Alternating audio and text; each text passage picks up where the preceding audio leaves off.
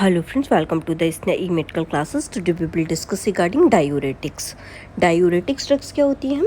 Diuretics are medication that promote diuresis, which is the increased production of urine. Diuretics drugs जो होती हैं, ये medications होती हैं जो कि diuresis जो होता है उसको promote करती है, मतलब यूरिन जो है उसका production जो है वो ज़्यादा करा सकें, इसलिए diuretics drugs जो है वो दी जाती हैं. They are commonly used to help the body eliminate excess sodium and water, reducing fluid retention and blood pressure. ये कब जो है यूज़ की जाती है? जब बॉडी जो है वो एक्सेस सोडियम और वाटर जो है वो जब उससे बॉडी से एलिमिनेट कराना होता है, ठीक है, फ्लूइड रिटेंशन जो है वो रिड्यूस कराना है और ब्लड प्रेशर जो है वो कम कराना है, तब ये मेडिकेशंस जो होती हैं वो यूज़ की जाती हैं. नेक्स्ट इनका क्लासिफिकेशन क्या रहता है? फर्स्ट वन है हमारा थाइजाइड डायूरेटिक्स. थाइजाइड डायूरेटिक्स कौन कौन से एग्जांपल्स हैं इनका? जैसे कि हाइड्रोक्लोरोथाइजाइड हो गई, क्लोरोहेलाडोन हो गई, ठीक है, ये जो है थाइजाइड डायूरेटिक्स के एग्जांपल्स हैं.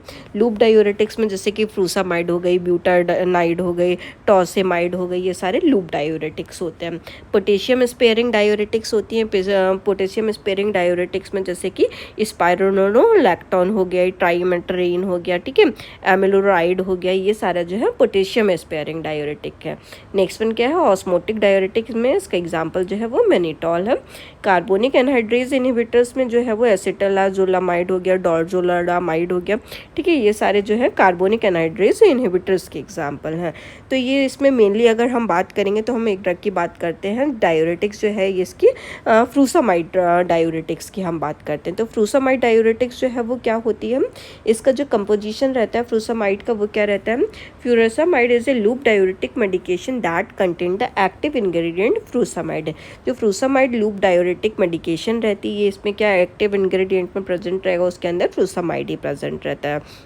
ये वेरियस फॉर्म्स में अवेलेबल रहती है, जैसे कि टैबलेट के फॉर्म में मिलेगी, इंजेक्टेबल सॉल्यूशंस जैसे IV IM जो हैं उनके थ्रू ये इसको हम लगा सकते हैं. इसका एक्शन क्या रहता है? Furosemide works by inhibiting the reabsorption of sodium and chloride ion in the thick extending loop of Henle in the kidney. ये क्या करती है? फ्रूसामाइड जो है ये इनहिबिट करा देती है जो सोडियम और क्लोराइड का रीअब्जॉर्प्शन होना होता है, जो आयन्स का रीअब्जॉर्प्शन होता है उसको नहीं कराने देती. और ये जो कहाँ नहीं कराने देती? जो लूप ऑफ हेनले में जो है उसको ही वहाँ पे ये thick ascending loop of Henley जो होता है किडनीज में, वहीं पे इनका जो है वो रीअब्जॉर्प्शन के लिए इनहिबिट करवा देती है.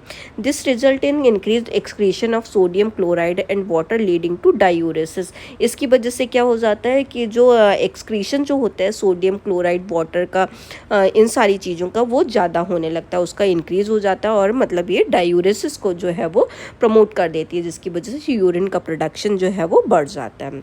नेक्स्ट वन इसका डोजेज और रूट कितना जो है वो दिया जाता है. The dosages and route of administration of furosemide depend on the specific medical condition being treated.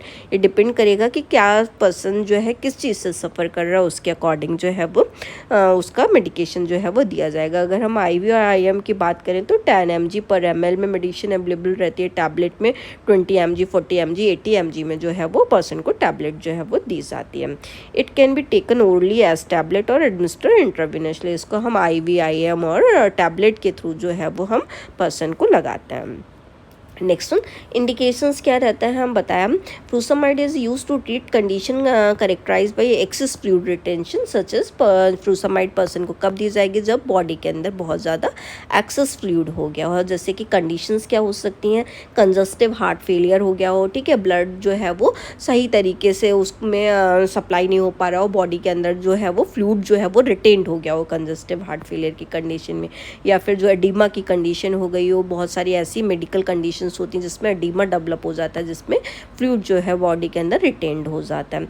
Hypertension की कंडीशन में जैसे कि in cases when other diuretics are not effective, ठीक है, अदर कंडीशन में जिसमें और डायूरेटिक्स जो है वो इफेक्टिव नहीं है, तब क्या देंगे? फ्रूसामाइड डायूरेटिक्स जो है वो दी जाती है. कॉन्ट्राइंडिकेटेड ये कब रहती है?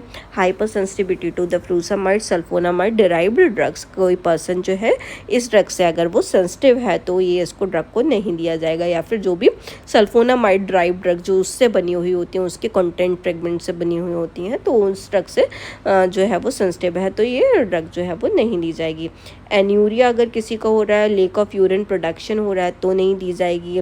सीवियर इलेक्ट्रोलाइट इम्बैलेंस हो रहा है, जैसे कि बॉडी में जो है वो ब्लड पोटेशियम का लेवल जो है हाइपोकैलेमिया से सफ़र कर रहा है, अगर ये कंडीशन हो रही है तो पर्सन को जो है वो फ्रूसामाइड नहीं दी जाएगी। ड्रग इंट्रैक्शंस क्या रहते हैं इसके, जो ये फ्रूसामाइड रहती है, बहुत सारी मेडिकेशंस रहती है ऐसी होती हैं जिसके संग में वो इंट्रैक्ट करती है। जैसे कि हम डायूरेटिक्स की बात करें, जैसे कि जो कुछ डायूरेटिक्स ऐसी होती हैं वो क्या कराती हैं, एक्सेसिव डायूरेसिस करा देती हैं, बहुत ज़्यादा उसका प्रोडक्शन करवा देती हैं, ठीक है। तो फिर उस डायूरेटिक्स के उसमें ये नहीं दी जाती है, ठीक है। जैसे कि non steroidal anti inflammatory drugs हो गई, तो वो क्या करेंगे, डायूरेटिक इफेक्ट ऑफ फ्रूसामाइड को ये क्या कर देती हैं, रिड्यूस कर देती है, तो उनसे ये इंट्रैक्ट करती है, ठीक है। डाइगॉक्सिन क्या होती है, increase risk of toxicity when potassium level are low, अगर किसी पर्सन का पोटेशियम का लेवल जो है बॉडी के अंदर कम चल रहा है तो ये क्या कर देगी, जाके बॉडी के अंदर टॉक्सिसिटी को इंक्रीज कर देती है। अगर किसी पर्सन को अगर डाइगॉक्सिन चल रहा है तो उस केसेस में जो है पर्सन को बताना पड़ता है कि हम ये ड्रग ले रहे हैं, तो हेल्थ केयर प्रोवाइडर इस ड्रग को जो है इसका कोई भी कॉम्प्लीमेंट्री जो है वो देख ले, सब्स्टिट्यूट जो है वो देख ले, ठीक है। तो ये जो है ये वेरियस ड्रग्स के संग में इंट्रैक्ट करती है, तो इनको लेने से पहले, इस ड्रग को लेने से पहले उसका इंट्रैक्शन देखना पड़ता है कि कहीं पर्सन जो है वो ड्रग्स ये तो ले नहीं रहा है। नेक्स्ट वन, साइड इफेक्ट्स क्या रहते हैं। Common side effect of diuretic में include increase urination, electrolyte imbalance, for example low potassium level, dehydration and dizziness. अगर हम कॉमन साइड इफेक्ट्स की बात करें तो पर्सन का यूरिन का प्रोडक्शन जो है वो इंक्रीज हो जाता है, इलेक्ट्रोलाइट इम्बैलेंसेस जो है वो देखने को मिलते हैं।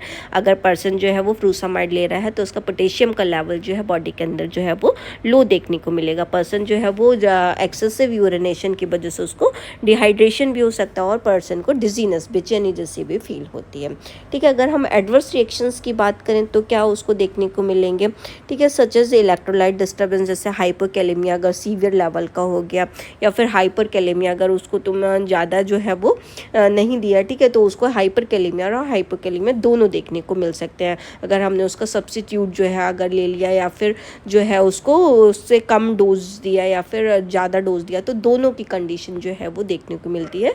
हाइपोकैलेमिया और हाइपरकैलेमिया भी देखने को मिल सकता है।